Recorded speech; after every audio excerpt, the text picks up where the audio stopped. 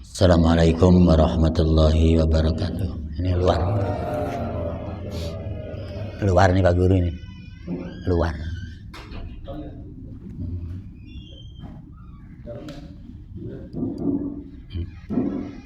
Ini dalam. Sehat. Alhamdulillahirabbil alamin, salatu wassalamu ala asyrafil mursalin sayyidina wa maulana Muhammadin wa ala alihi wa ashabihi ajmain, amma ba'du. Pada seluruh jamaah rahimakumullah, seperti biasa mari kita awali pengajian ini dengan basmalah. Bismillahirrahmanirrahim. Qala al-muallif rahimahullah ta'ala wa nafa'ana bihi bi ulumi fid dharain amin ya rabbal alamin. Qala as-Sadiyu ikhtalafa jama'atun minal ulama'i fi nubuwwati ikhwati Yusuf. Para ulama berbeda pendapat tentang kenabian saudara-saudara Nabi Yusuf. Apakah saudara Nabi Yusuf yang 11 itu semuanya nabi atau tidak? Di sini para ulama beda pendapat. Faminhum man qala maka nabihim nabiyun siwa Yusuf alaihi salatu wassalam. Sebagian ulama mengatakan yang jadi nabi dari saudara Yusuf 11 itu hanya Yusuf saja. Wa minhum man qala kulluhum anbiya'u. Sebagian ulama mengatakan seluruh saudara Nabi Yusuf adalah nabi semua. Wa hum al-asbat alladzina dzakarahumullahu fil Qur'anil azim. Mereka lah yang disebut al-asbat, yang disebutkan dalam Al-Qur'anul Karim. Jadi di sini saudara Yusuf kan ada 11. Apakah nabi semua atau tidak? Sebagian ulama mengatakan yang jadi nabi cuma Yusuf, yang dimaksud adalah nabi dan rasul. Sebagian ulama mengatakan nabi semua, tetapi bukan rasul kecuali Yusuf saja. Artinya kalau nabi belum tentu rasul, kalau rasul pasti nabi. Itu bedanya. Jadi Yusuf saja yang jadi nabi dan rasul, nabi dan sekaligus diperintahkan menyampaikan wahyu. Tetapi yang lain cuma nabi, gak diperintahkan menyampaikan wahyu kepada umat. Ini sebagian yang lain. Qala Sadi innal malikar Rayyan sahibu Misra tuwfiya fi zamani Yusuf. Sejarawan Asadi mengatakan bahwa Raja Rayyan, rajanya Yusuf ketika jadi perdana menteri, sahibu Misra tuwfiya, wafat fi zamani Yusuf, pada zaman Nabi Yusuf. Wa yuqalu annahu aslama ala yadi Yaqub. Dikatakan bahwa Raja Rayyan sudah masuk Islam lewat ayahanda yang bernama Nabi Yaqub. Wa kana ismuhu Ar-Rayyan bin Walid bin Arsaladis. Namanya Rayyan bin Walid bin Arsaladis. Jadi zaman Yusuf jadi perdana menteri Mesir, rajanya namanya Rayyan. Raja Rayyan wafat pada zaman Yusuf masih jadi raja. Ya, kemudian Rayyan ini sudah muslim belum? Dia sudah masuk Islam kepada ayahnya Yusuf, namanya Nabi Yaqub. Nama lengkapnya Rayyan bin Walid bin Arsaladis. Wa kana husna sirati adilan fir ra'iyah. Raja Rayyan, ini cerita Raja Rayyannya. Raja Rayyan adalah raja yang baik perilakunya, adil terhadap rakyatnya. Wa kana kharraju Misra fi zamanihi alfi dinarin. Dia adalah orang yang rajin membayar pajak Mesir pada zamannya, mencapai 1000 dinar alias 1.000.000 dinar. Ini luar biasa Raja Rayyan ya. Orang baik, adil, rajin zakat, zakatnya mencapai 1.000.000 dinar. Banyak 1.000.000 dinar ya. Itu 1 dinarnya kan berapa itu? 2,5 gram lah sebut aja. Kali 1.000.000 ya lumayan banyak. Ya, orang kaya, raja, zakatnya rajin. Walamma waqa'al ghala fi ayyamihi asqata anil muzari'ina bi ardi misra kharaja salatina sinina. Ya, ketika terjadi paceklik maka dia menggugurkan pajak kepada para petani di Mesir. Ya, salasinin sampai 3 tahun lamanya.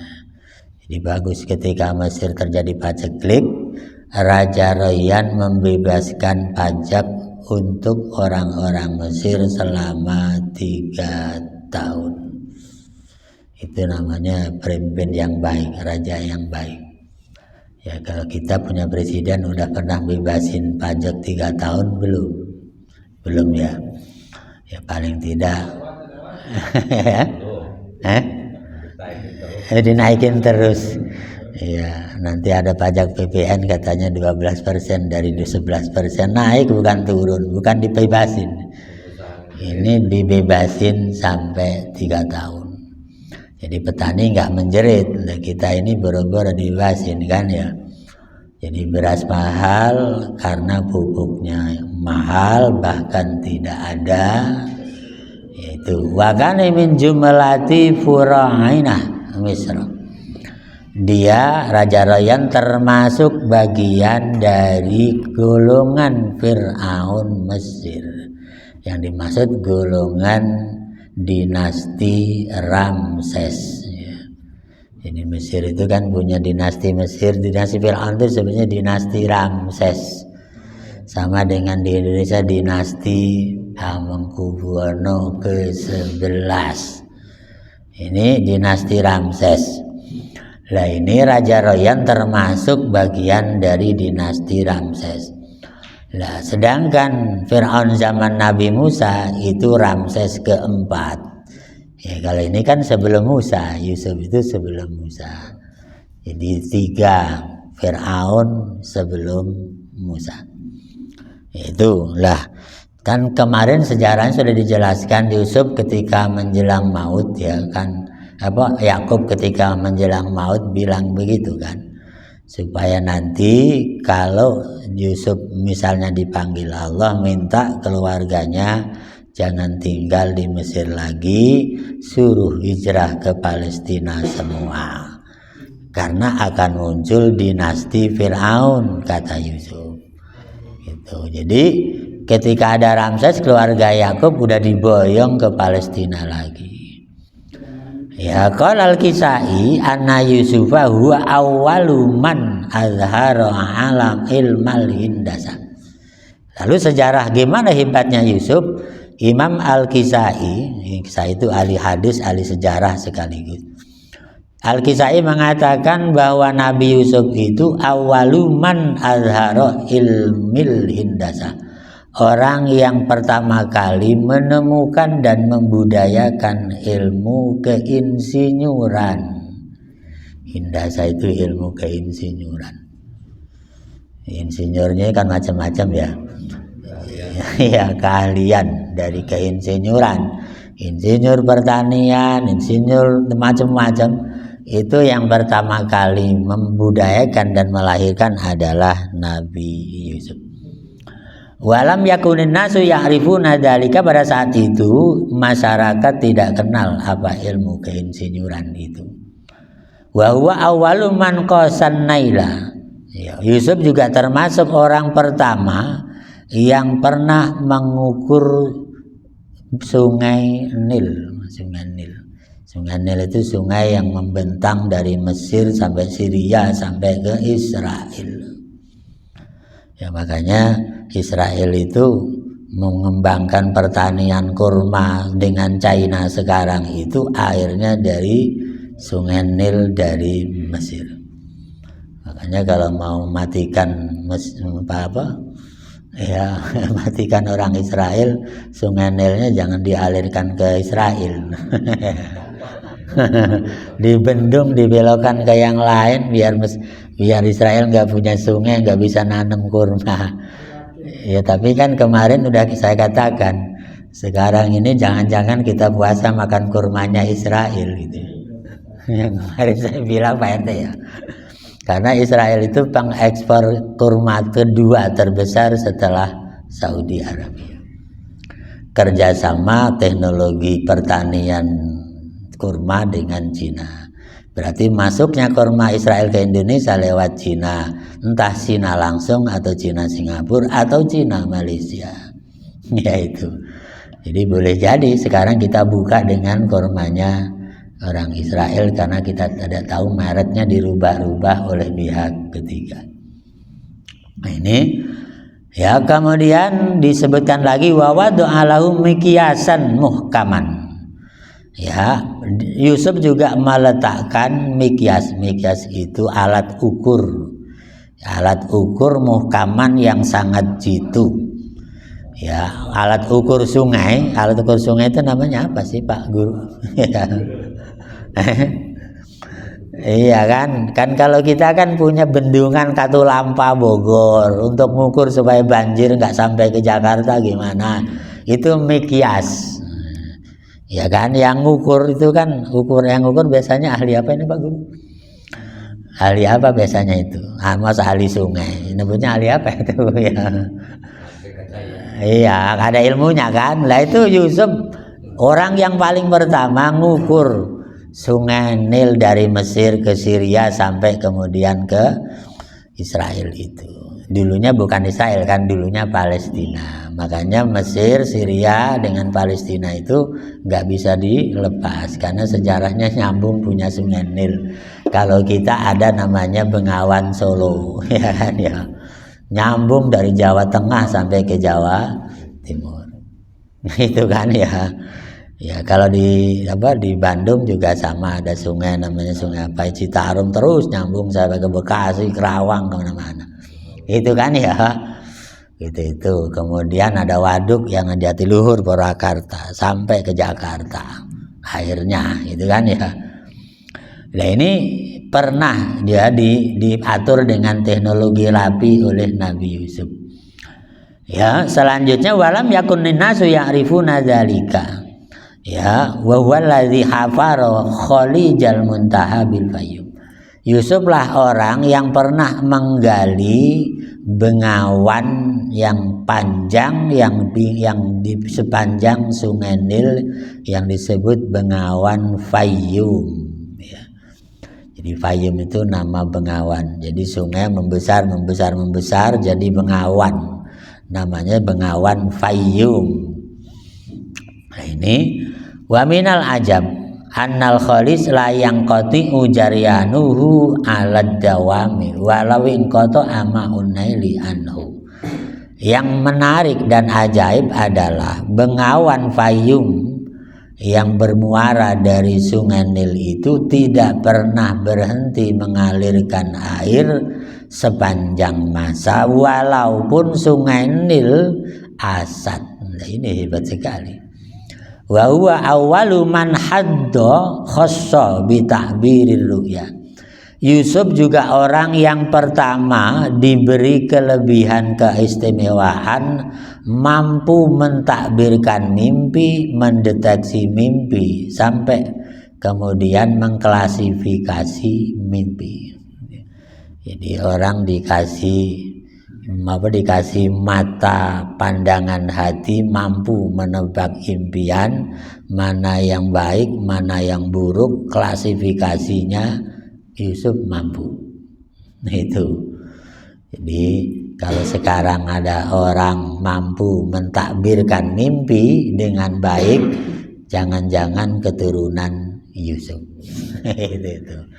Mengalir darah Yusuf. Ya tapi apakah Ki Gendeng masuk nggak tahu saya. ya kan kalau di Bogor ada istilah Ki Gendeng ya, di Sunda itu ada istilah Ki Gendeng di Bogor itu. Yang dulu ketika Presiden Bush datang ke Bogor suruh nyantet, ternyata nggak bisa nyantet bus Ki Gendeng ya. Atau Ki Gendeng mau nyantet bus gimana, orang Yahudi jago santet gitu ya. Orang Yahudi kan orang jago santet tertua di dunia. Ya.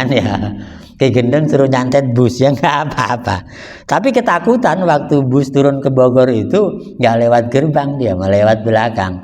Takut Ki Gendeng masang santet di gerbang Istana Bogor. Ya, tahun berapa itu Pak Guru? Tahun 98 ya? 98 atau tahun berapa ya? Ya. Iya, pernah datang ke Bogor kan, datang ke Indonesia. Ya. Ya, diundang zaman bukan SBY, zaman siapa itu?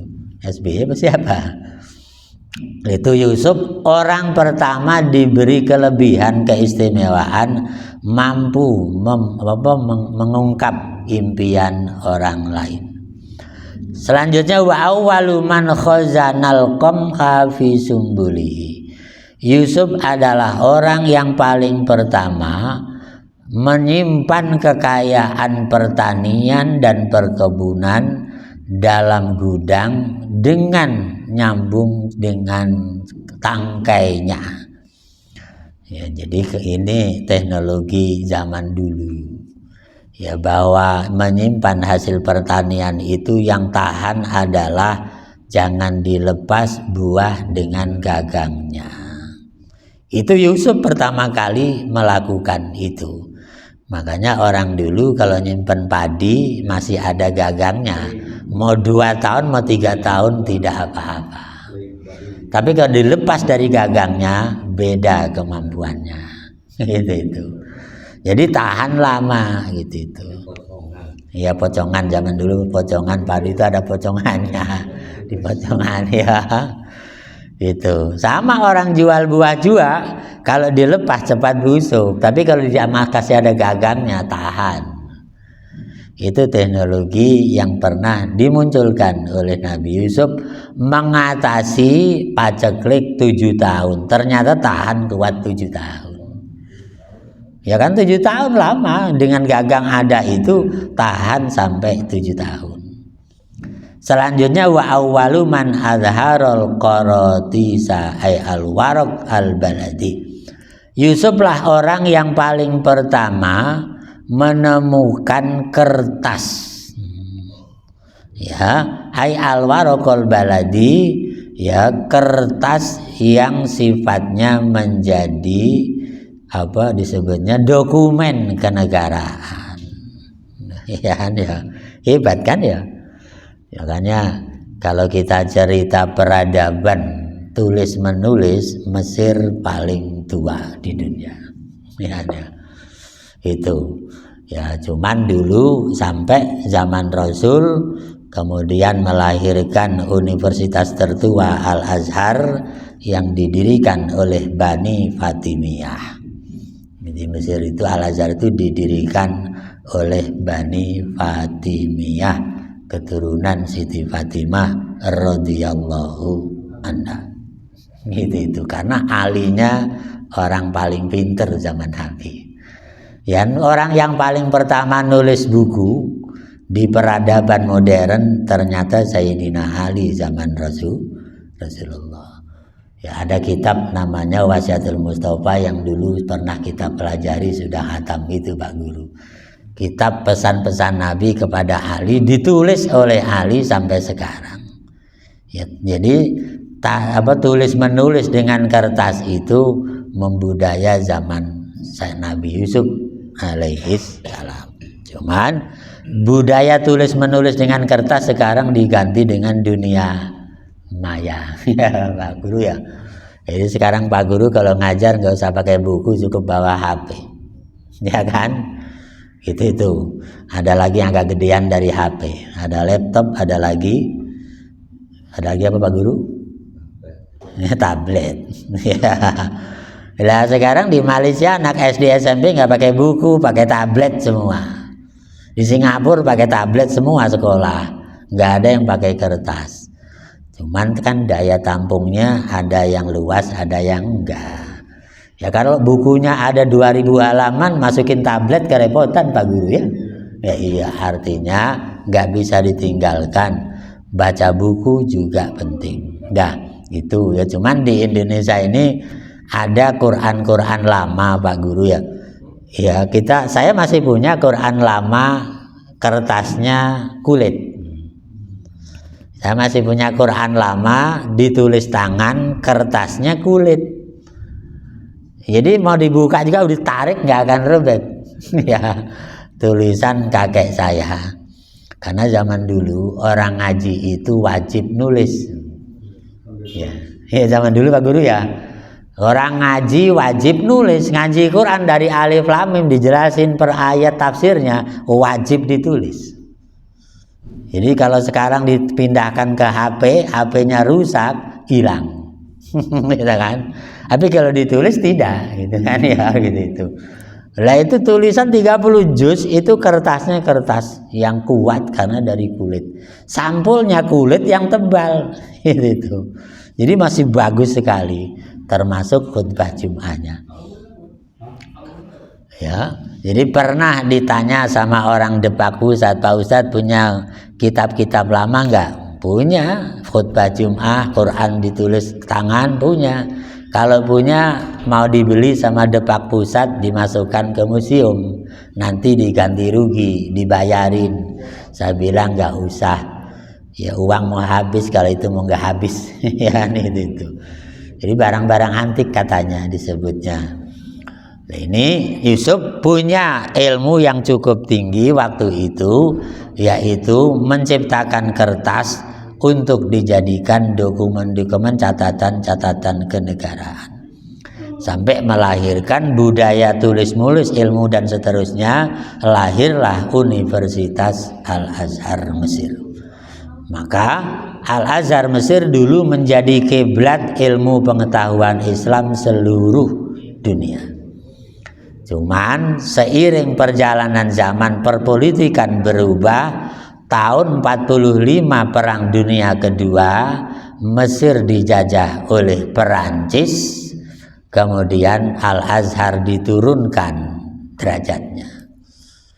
Yang dulunya Al-Azhar Mesir di atas pemerintah Mesir, ketika tahun 45 Al-Azhar Mesir turun di bawah pemerintah Mesir.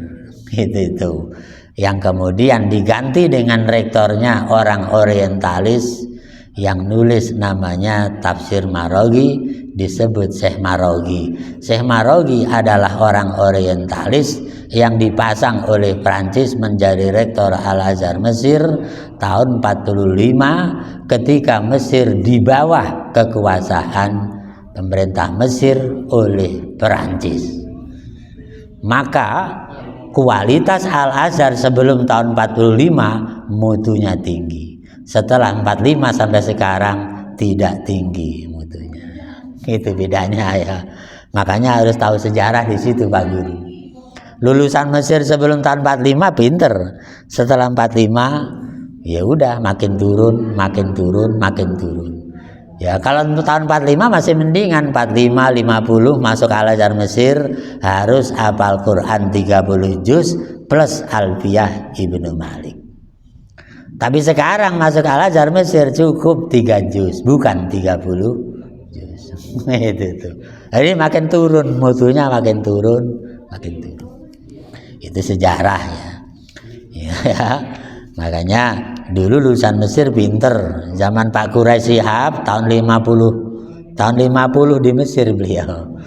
Kan tahun 50-an udah di Mesir. Ya. Maka syarat masuknya harus hafal 30 juz. Sehingga yang masuknya tahun 50-an pinter karena masuknya hafal 30 juz. Tapi kalau yang masuknya sekarang cuma 3 juz bisa masuk Al-Azhar Mesir. Itu bedanya. Ya, itu sejarah. Kemudian disebutkan lagi di sini qala Ibnu Lahiyah fi akhbari Misra. Ya Ibnu Lahiyah yang ahli sejarah Mesir dia cerita, inna Yusuf alaihissalam huwaladzi bana Madinatal Fayyum wa dabbaraha bil wahyi an Jibril. Ya sejarawan Mesir tentang ahli Mesir dia mengatakan bahwa Yusuf alaihissalam adalah orang yang pernah membangun kota Fayyum di Mesir. Jadi kota Fayyum itu posisinya di samping Sungai Nil.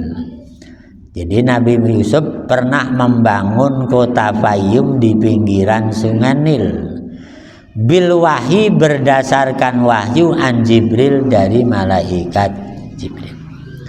Ya, Jadi Jibril turun, Yusuf, kamu disuruh Allah membangun kota Fayyum di pinggir Sungai Nil. Itu perintah Allah. Wa kanat arduha maghayidul ma. Ya, kemudian disebutkan lagi tanah Fayyum pinggir Sungai Nil itu airnya benar-benar berlimpah. Fadabbaroha hatta akhraja minhal ma. Kemudian dibangunlah kota Fayyum oleh Nabi Yusuf di pinggir Sungai Nil, diatur dengan baik oleh Yusuf. Wa ja'ala biha asra qanatiri.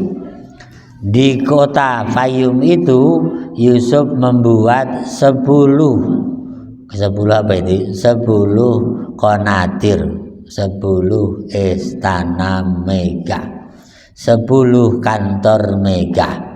Jadi Yusuf membangun kota Fayyum pinggir Sungai Nil. Di sana ada 10 kantor Nabi Yusuf. Wa amila 'alaiha abwaban minal hadid. Ya, kota itu, kantor yang 10 itu dibangun oleh Yusuf dengan pintu dari besi. Jadi 10 kantor pintunya besi semua. Wa bana biha min jihati simal ila jihatil janub haiton. Kemudian dari barat sampai ke utara, dari utara sampai ke selatan dikitari dengan tembok tuluhu mi'ata dzira'in yang panjangnya 200 hasta alias 100 meter. Bidzira'il amal, dengan dzira' orang yang ahli kerja, maksudnya orang yang sedang. Ya, wa ahkamahu libardil ma. Ya, kemudian dialirkannya air ke situ. Idza maza dan nailu isnai asyara dzira'an, ketika Sungai Nil berubah bertambah menjadi luas 12 hasta atau 6 meter luas. Jadi menjadi tambah luas 6 meter. Wa kana ala Khalijil Muntaha, ada di Bengawan Muntaha. Udda atau wahin, ada sejumlah mesin pemutar taduru bilma yang memutar air Sungai Nil. Yaitu yang disebut teknologi pengendalian air. Jadi di situ dipasang pengendalian airnya supaya Sungai Nil itu berjalan dengan baik. Qala al-Azizi wa kana intihaul amal minha bi sab'ina yauman. Ya, lalu selesainya kapan membangun kota tadi dengan kantor yang begitu megah dengan luas tadi itu? Dikerjakan selama 70 hari. 70 hari berarti 2 bulan 10 hari gitu ya. 70 hari 2 bulan 10 hari itu. Jadi Yusuf pernah membangun yang disebut kota Fayyum dengan kantor 10. Kota yang megah itu dikelilingi air dan dibangun 2 bulan 10 hari. Begitu 2 bulan 7 hari selesai, fata'ajabal malik min zalika. Raja Royan kagum, Yusuf punya kemampuan membangun kota dengan kantornya 2 bulan 10 hari. Rajanya kagum luar biasa. Waraqibahu wa buzara'uhu wara'au ma sana'ahu Yusuf. Saking kagumnya maka Raja Royan pun dengan para menterinya naik kendaraan melihat bangunan Yusuf untuk mengelilingi bagaimana bangunan itu. Setelah itu mereka muter, mereka pun kagum dengan bangunan itu. Wa qalu hadhihi tawakin kanat ta'malu fi alfi yaumin. Ya, mereka mengatakan ya, alat yang muter air itu bekerja selama 1000 hari. Fasumiyat min dzalikal yaum al-Fayyum. Ya, maka dikasih namalah ya Bengawan tadi dengan istananya disebut dengan istana Fayyum. Fayyum itu artinya 1000 hari. Itu. Artinya muter 1000 hari, mampu mengalirkan air, mampu mengalirkan listrik, gitu itu maksudnya. Ya namanya sumber apa disebutnya listrik, kincir air, listrik lewat kincir air sekarang. Apa namanya? Turbin, ya namanya turbin. Ternyata dari zaman Yusuf ya. Teknologi listrik dari air itu ternyata dari zaman Yusuf ini yang dibangun di Mesir, yang di kota Fayyum itu. Ya, waqalu hadi tawahin tamalu tadi. Ya fasumiyat min dzalikal yaum al-Fayyum wa kanat muhkamah ala salasimiatin wasittina qaryah. Kemudian kota tadi terdiri dari 360 desa. Wa iya ala masirati yaumin, ya luasnya perjalanan 1 hari mim Misra dari Mesir. Jadi adanya di pinggiran, berarti perjalanan sehari jauh berarti ya. Lumayan luas. Itu sama Allah fil Quran bil maqamil karim. Lah istana Fayyum inilah Al-Quran menyebutnya al-maqamul karim. Ya kan, kota yang mulia. Itu. Nah di sini sejarahnya seperti itu. Jadi ada yang namanya istana Fayyum yang dikelilingi oleh air tadi dari Bengawan Solo yang disinari dengan listrik dari kincir air dari Sungai Nil yang ada di Mesir itu. Kalau begitu Islam sebenarnya dari dulu sudah punya budaya itu, menguasai teknologi itu dari dulu seharusnya.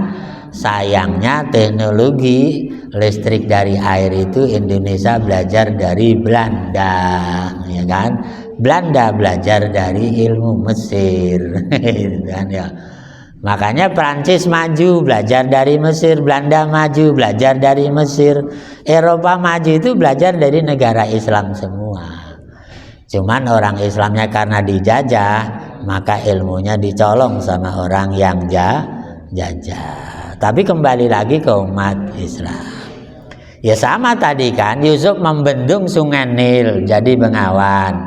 Lah kita tahu kan, kita punya Bengawan, punya waduk Jatiluhur, punya waduk Pamarayan. Di Indonesia banyak waduk dari Belanda. Ternyata ilmunya dari Nabi Yusuf zaman dulu sudah ada. Itu kan ya. Cuman sejarah kepotong, ketemu lagi. Tadi itu listrik dari zaman dalam sekolah di sejarah sekolah itu bukan dari listrik apa Edison kan? Iya, ya Thomas Edison.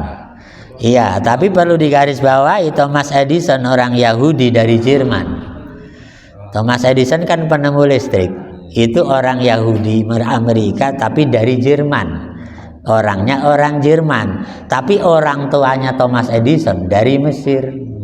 Itu. Jadi rupanya dia belajarnya dari Mesir lagi gitu tuh, karena ilmunya dari Mesir. Karena yang namanya Al-Azhar itu kan ilmunya budaya Islam. Baik teknologi zaman Nabi Idris bikin rumah, ya bikin segala macam kan dari Nabi Idris. Terus nabi berikutnya semua kitabnya ada di Al-Azhar Mesir.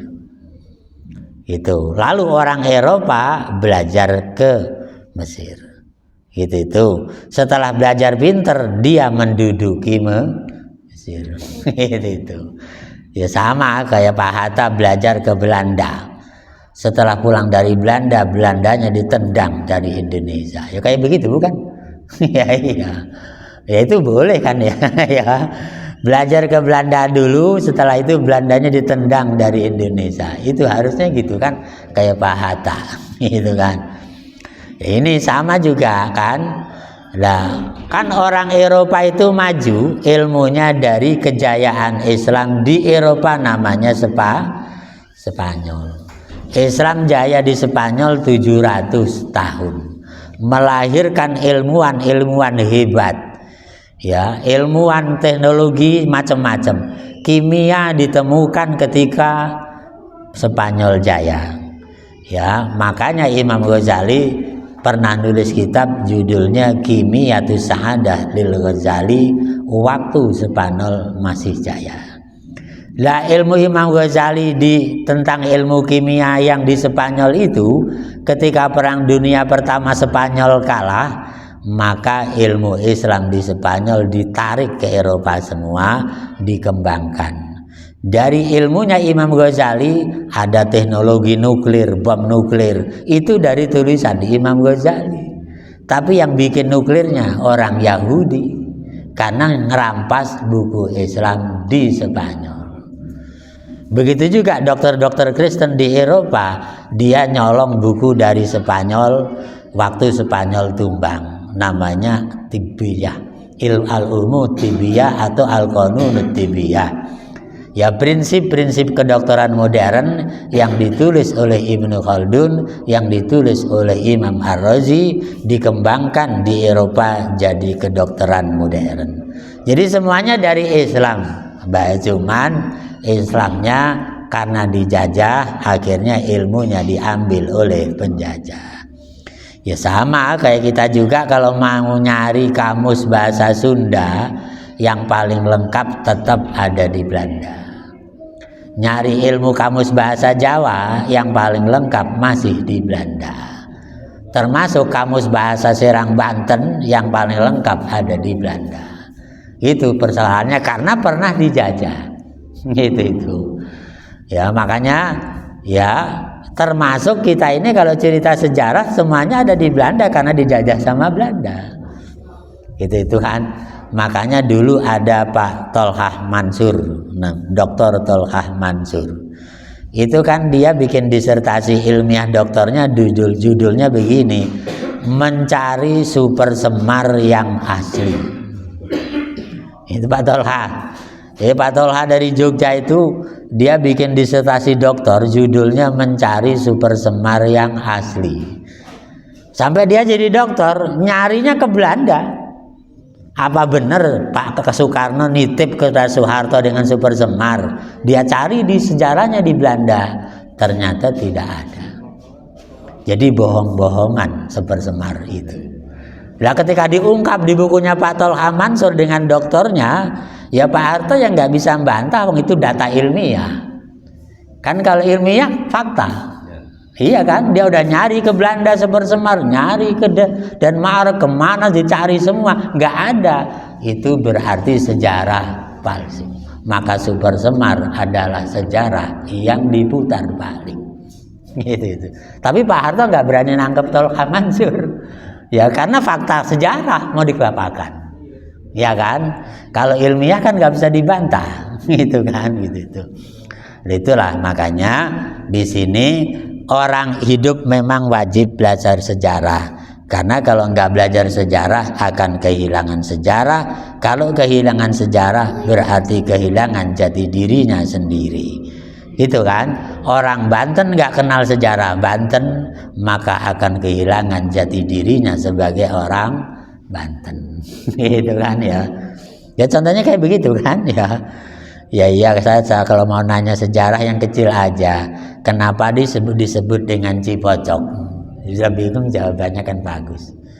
Ayo, kita tinggal di Cipocok berpuluh-puluh tahun. Pernahkah kita belajar kenapa disebut dengan Cipocok? Kayaknya susah jawabnya.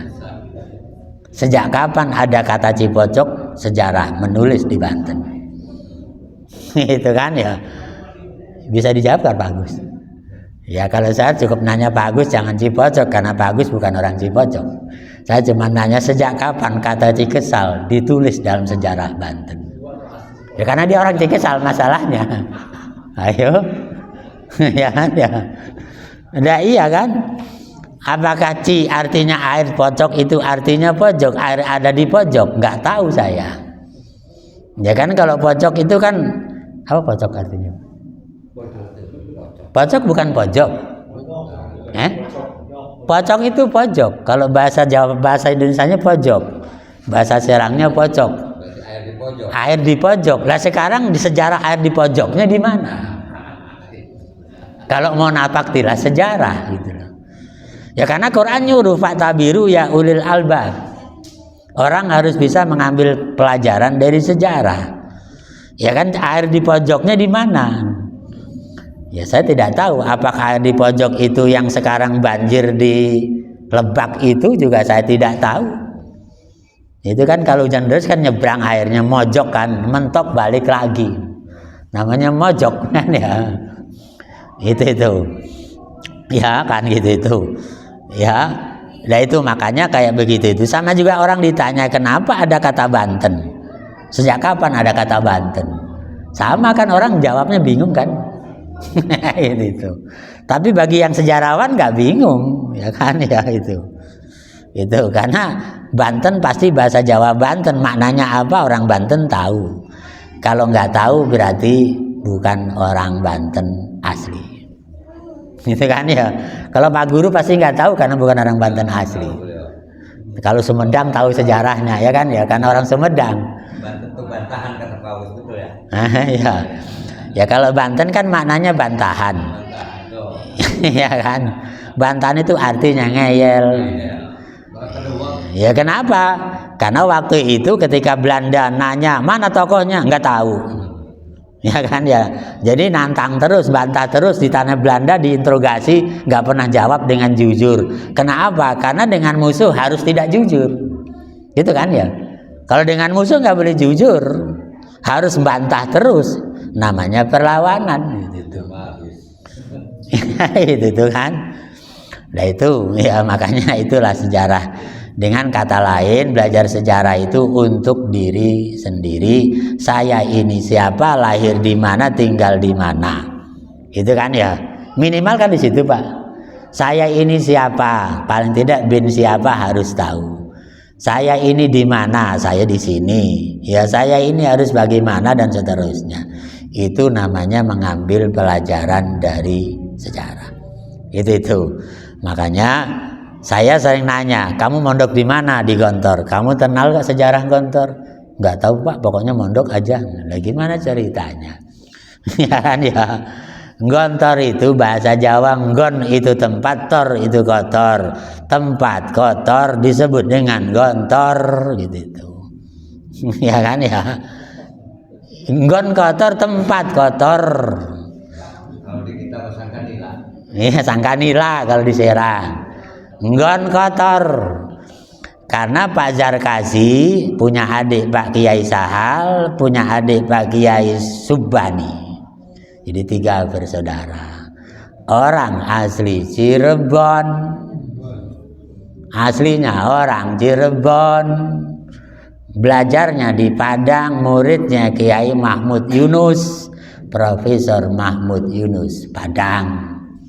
Gitu ya. Kenapa di sana datang ke Jawa Timur? Datang di Gontor, nggon kotor, tempat kotor.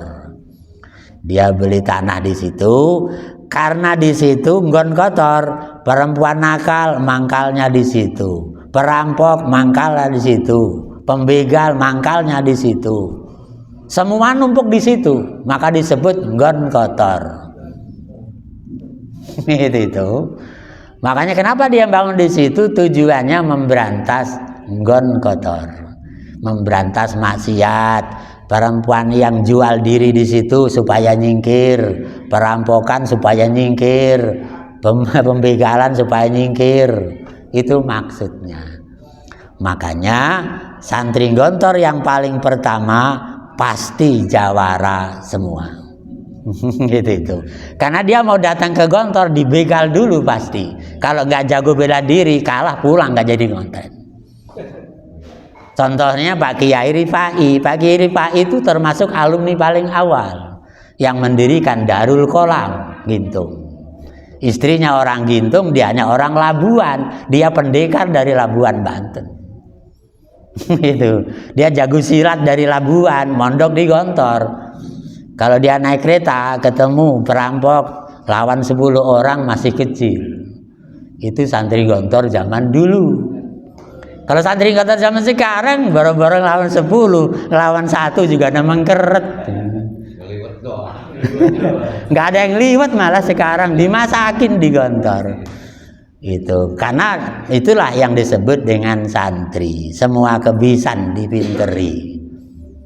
Santri itu semua kebisan dipinteri, serba bisa. Santri itu serba bisa, gulet mau, baca Quran mau, jadi presiden mau, itu santri. Ya, ngeliwet komo katanya. Iya kan? Makanya ketika Menteri Pertahanan wajib bela diri, santri wajib bela diri. Atau dari dulu ya santri sudah jago bela diri. Nggak usah diajarin Menteri Pertahanan. Orang namanya Diponegoro itu belajar silat dari Kiai Khalil Bangkalan. Ya iya kan?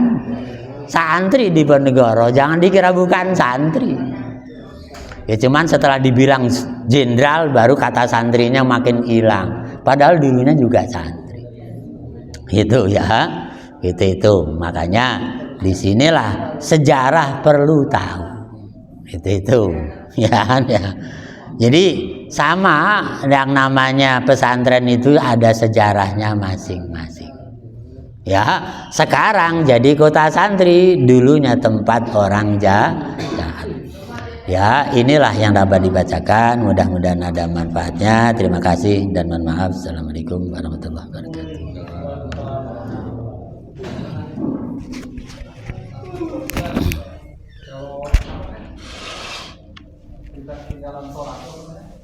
Kodok. Oh, jamaah. Iya, kalau berjamaah. Terus sekarang kan kita berapa nih yang apa namanya yang ketinggalan nih, ada 3 orang atau 4 orang gitu kan di 1, 2 atau 1, 3. Ketika imam sudah mulai itu, nah yang 4 kan terus ini bawa 2 rakaat lagi ya. Nah baiknya tuh